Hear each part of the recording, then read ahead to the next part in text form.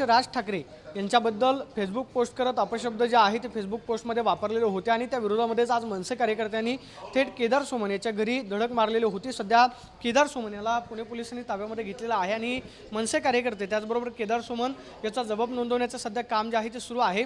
मनसे कार्यकर्ते जे आहे ते आक्रमक झालेले होते। त्यांचं म्हणणं होतं की केदार सोमन याच्यावरती पोलिसांनी कारवाई करावी।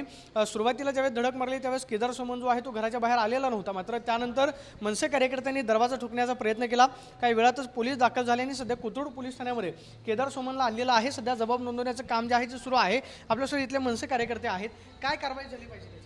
कारवाई त्याला अटक झालीच पाहिजे। आता त्यावर गुन्हा नोंद करतायत। आता भाऊ आतमध्ये आहेत, हेमंत भाऊ समोर त्यांचे सगळे कार्यकर्ते आहेत, त्याला अटक झाली पाहिजे। आता काय कारवाई झाली पाहिजे?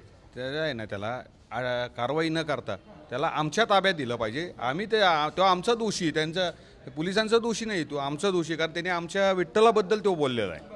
त्याबद्दल आम्ही त्याला मारणार आहे, आम्ही त्याला फटके देणार, त्याचे हातपाय तोडून आम्ही त्याला ससूनमध्ये जमा करणार आहोत।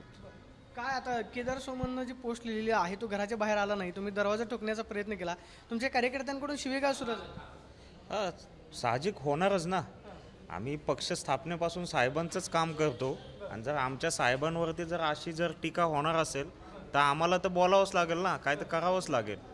अजून त्याचं नशीब आहे की तो आला नाही बाहेर। आपण पाहतोय की सध्या जबाब नोंदवण्याचं काम जे आहे ते आपण पाहतोय की या ठिकाणी मनसे कार्यकर्त्यांचा सुद्धा जबाब जो आहे तो घेतला जातो आणि पोलिसांकडून दोन्ही बाजूने आपण पाहतोय की कार्यवाही जी आहे ती केली जाते। केदार सोमन याच्यावरती नक्की काय कारवाई केली जाते पाहणं महत्त्वाचं असणार आहे। मात्र सध्या आपण पाहतोय की पोलिसांकडून सध्या जबाब नोंदवण्याचं काम जे आहे ते सुरू आहे। केदार सोमनवरती गुन्हा जो आहे तो नोंदवला जातो का हे पाहणं महत्त्वाचं असेल। कॅमेरा पर्सन नागेश मार्तनसोबत मी प्रदीप कापसे, TV9 मराठी, पुणे।